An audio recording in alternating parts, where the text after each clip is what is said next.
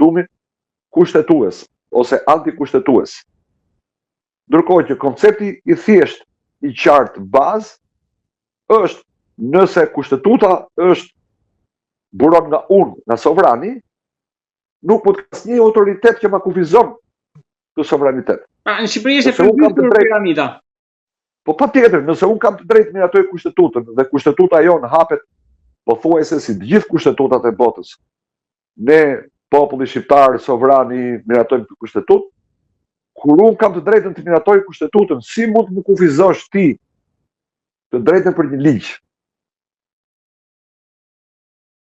Pra, nëse njerëzit e arsimuar në këtë vend, njerëzit që e kuptojnë se si funksionon demokracia, do të bëhen bashkë për të propozuar disa amendamente të thjeshta kushtetuese, që sigurisht nuk do të miratohen nga shumica parlamentare. Sigurisht që nuk do të marrin vlerë sepse kushtetuta jonë ka një nen bllokues, që është neni 177, i cili thotë që ndryshimet të kushtetutë bëhen vetëm me 2/3 e votave të deputetëve të pranishëm. Që do të thotë na duhen 94 vota në kuvend. Që do të thotë nga ana tjetër se ne si qytetar edhe 1 milion firma sikur të mbledhin, nuk e ndryshojmë dot kushtetutën. Ama ky do të ishte revolucion. Të rrethoj parlamenti me një kërkesë të thjeshtë, kemi këto 4 nene të kushtetutës zvicerane, duam t'i adaptoni, t'i fusin kushtetutën e Shqipërisë. Kaq. Dhe nga ky moment revolucioni nuk do të kishte më rrezikun të bëjë revolucionin dhunshëm, por do të kthehej në evolucion, në revolucion paqësor.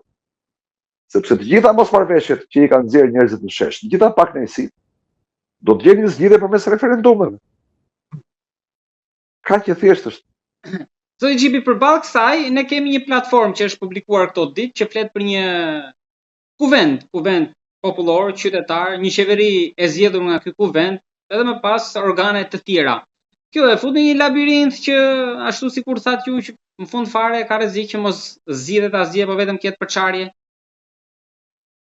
Shiko, unë e kam parë propozimin për krijimin e këtij organi të quajtur Kuvendi Kombëtar, por ndoshta unë e kam kuptuar gabim, unë nuk e shoh si përpjekje për të zëvendësuar institucionet ekzistuese, kuvendi dhe qeverinë.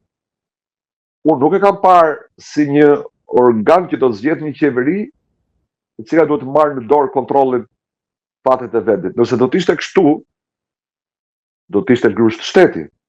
Dhe unë jam kundër grushtit i rendit kushtetues. Po, dhe unë jam kundër grushtit shtetit. Jam kundër revolucioneve me dhunë, kundër kryengritjeve të armatosura për sa kohë nuk janë ezauruar të gjitha mjetet demokratike. Pra, dhuna është, anglisht quhet the last resort, rrugdalja e fundit.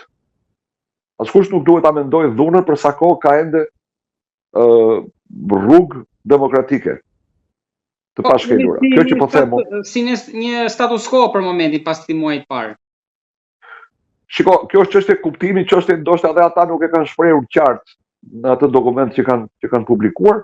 Ja, ju e pas keni marrë si përpjekje për të krijuar qeveri, unë e kam marrë si përpjekje për të krijuar një lloj autoriteti të pranuar të protestës.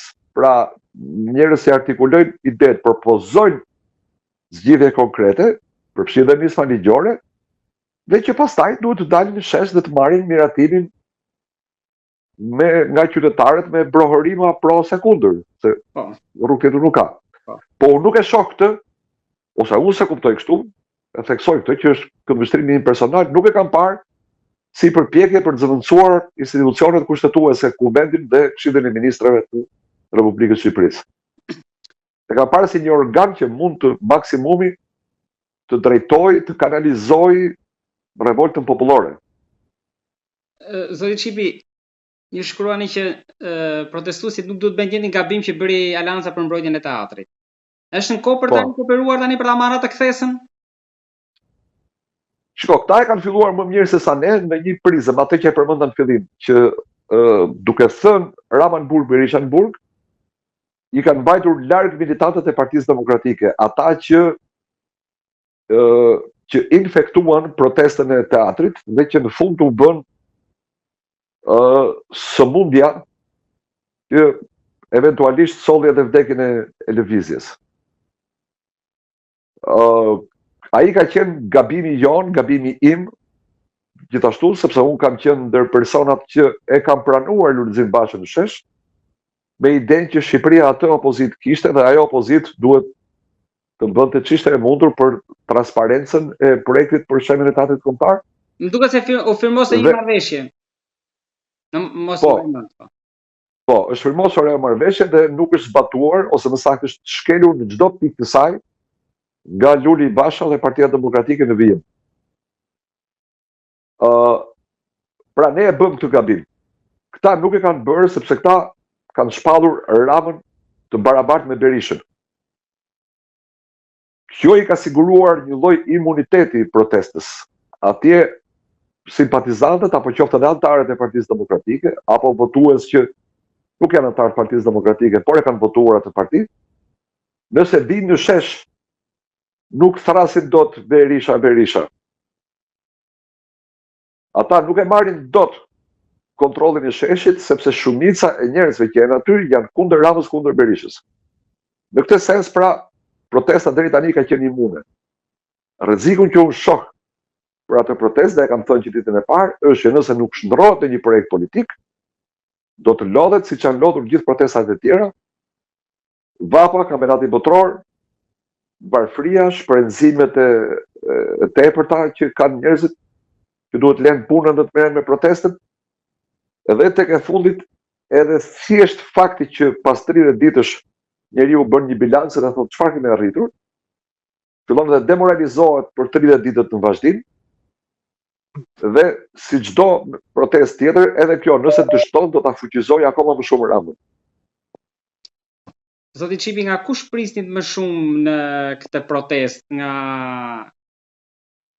administrata, nga të huajt ndërkombëtarët, apo ndoshta edhe nga një çarje brenda Partisë Socialiste?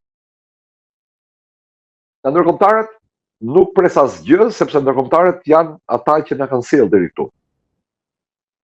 Shqipëria është kjo që është edhe për shkak të ndërkombëtarëve, edhe për shkak se ne u kemi dhënë më shumë kredite se sa u takojnë ndërkombëtarëve.